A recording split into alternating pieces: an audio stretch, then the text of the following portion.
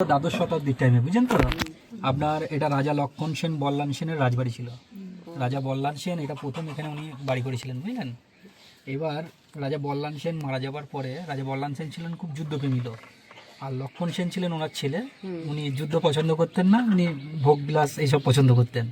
তা যখন পলাশির যুদ্ধ যখন হয়, তখন ইংরেজদের যে আক্রমণ হয়েছিল, ওই আক্রমণের ভয়ে ইনি এখান থেকে এনার বংশধর নিয়ে পালিয়ে যায় বাংলাদেশের দিকে।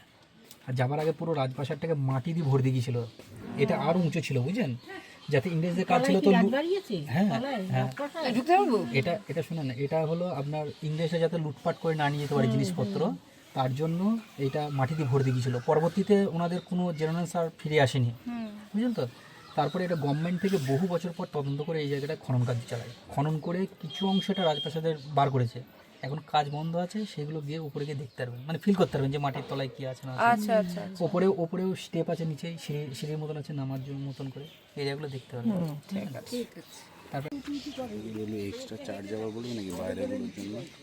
হ্যাঁ, এক্সট্রা চার্জ বলবে, সে জানি না, যা বলবে কিছু কম সম করে দেবো, ভালোবেসে দেবো। এত সুন্দর ঘোরাচ্ছে, 100 টাকা দেবে।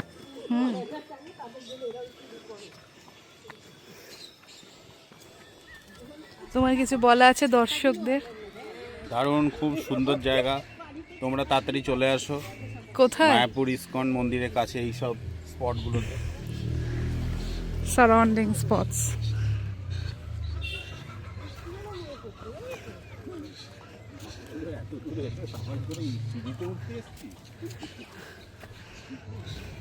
বাবা, তলায় রাজপ্রাসাদ নাকি? ওপরে মাটি দিয়ে ঢাকা?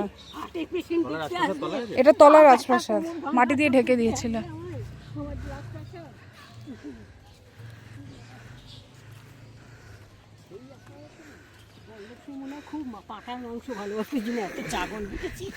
তোমার এই কথাগুলো না ইউটিউবে লোকে শুনছে, তারপর বাড়িও এসে মারবে কিন্তু।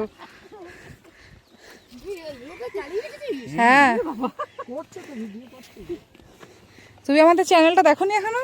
মা দেখিয়ে দিও তো। কি না থাকলে ও টাওয়ার বসে তবে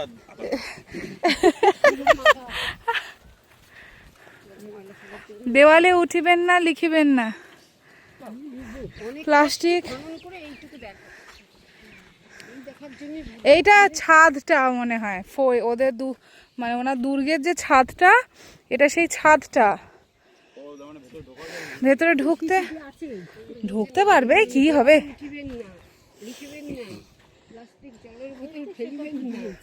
ওই যে ওইখান দিয়ে নামার জায়গা, ওইখান দিয়ে ভেতরে নামার জায়গা।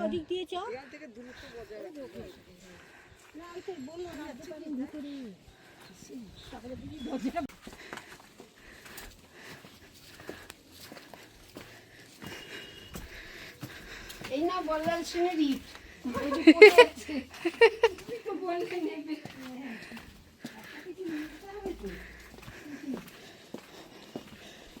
ওখানে আমরা ইয়েতে গেলাম, ওখান থেকে মাটি এনেছিলাম, মনে আছে?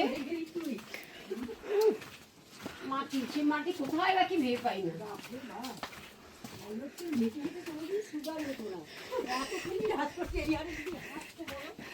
কিছুই না, একটুখানি খুঁড়ে বার করেছি শুধু, পুরোটা খুঁড়তে পারিনি। সজনে গাছ থাকলে ভালো হতো, আমরা নিঃসন্দেহে নিতে পারতাম।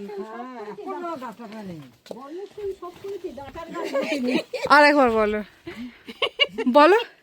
বলছি বল্লভ সেন সব করেছে, সজনে ডাঁটার গাছ পোতেনি, পেড়ে নিয়ে যেতাম। নেই না এখানে কোনো সজনেটার গাছ? নিশ্চিন্তে নিতাম। মাটির তলা বা কেয়ারটেকারের বাড়ি মনে হয়, লাল রঙের কর্পোরেশনের বাড়ি। কোথায়? ও হ্যাঁ, কেয়ারটেকার, ঠিক।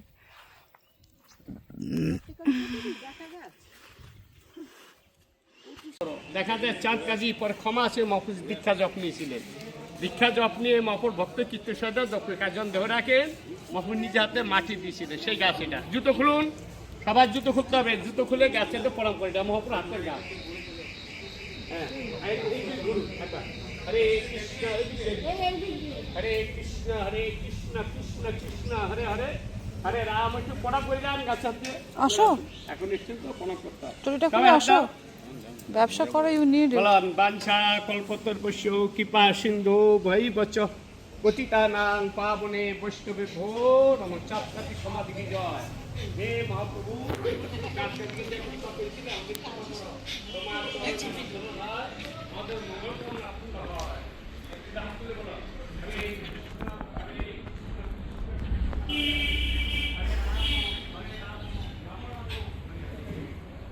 তুমি কি করছো এটা?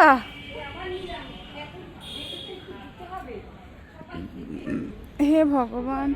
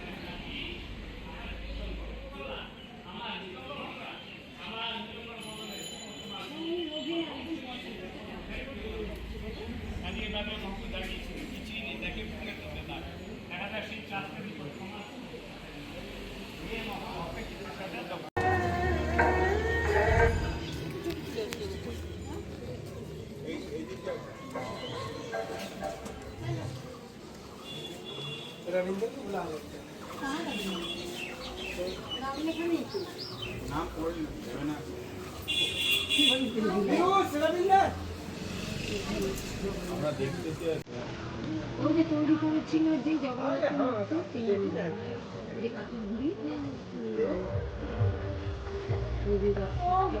নিউ মার্কেটে